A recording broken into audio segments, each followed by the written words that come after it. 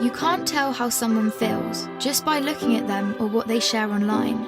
To the outside world, our lives may look perfect, even if in reality they aren't. I'm always worrying about doing well at school, and with the end of year test coming up, I'm not sure how much longer I can cope. My thoughts swarm around my head, sometimes keeping me up all night. Some days it's just all too much, and I feel like I'm lost in space. When I did badly on one of my tests, I just about kept it together until I got home. Then I broke down crying in front of my mum. She listened for a bit, and then she told me that, just like physical health, we all have mental health. It's our feelings, our thinking, our emotions, and our moods. She then said that feeling down, angry, and stressed is a normal part of life, just like it's normal to feel happy, confident, and carefree sometimes. We all have positive and negative emotions that come and go based on what's happening around us. These are everyday feelings. Good mental health means experiencing negative emotions. It's not always about being happy. Mum can relate to the feelings of stress. So when Mum suggested I take a break from everything and do something I enjoy, I actually took her advice.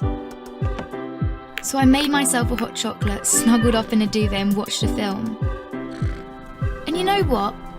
Afterwards I felt so much better. Mum should take her own advice. Most of us only ever share the good things. We don't like to share how we really feel. Every morning when I wake up, negative thoughts stream through my head.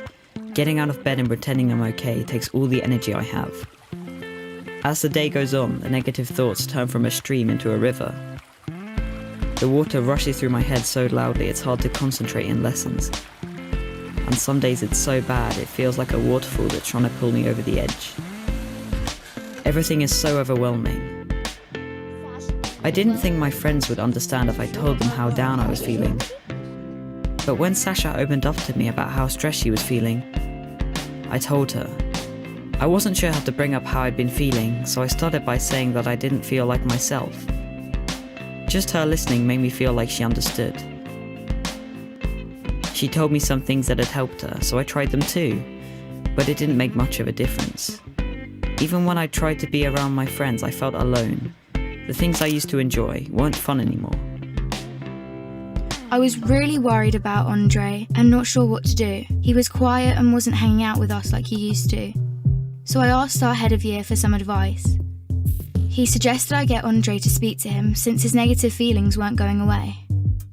I didn't want to speak to our head of year, but I also didn't want to keep feeling so down, so I went. He said that sometimes we have overwhelming feelings that can be more intense than our everyday feelings.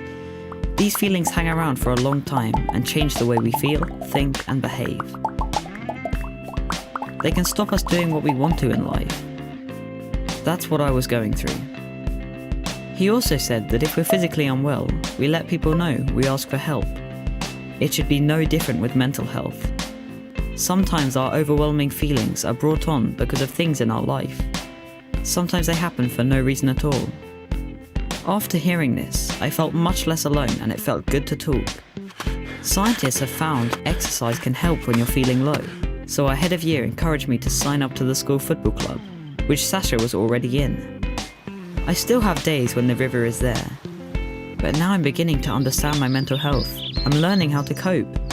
Our head of year reminded me that my friends, family, teachers, and lots of others at school are there to help just as much as he is. I had no idea the people around me could be so understanding. And while it's not always easy to talk about my mental health, the person I'm talking to might be able to help. If you don't feel like talking, that's fine. You could try writing, sports, reading, art, music, playing with your pet, whatever makes you feel better.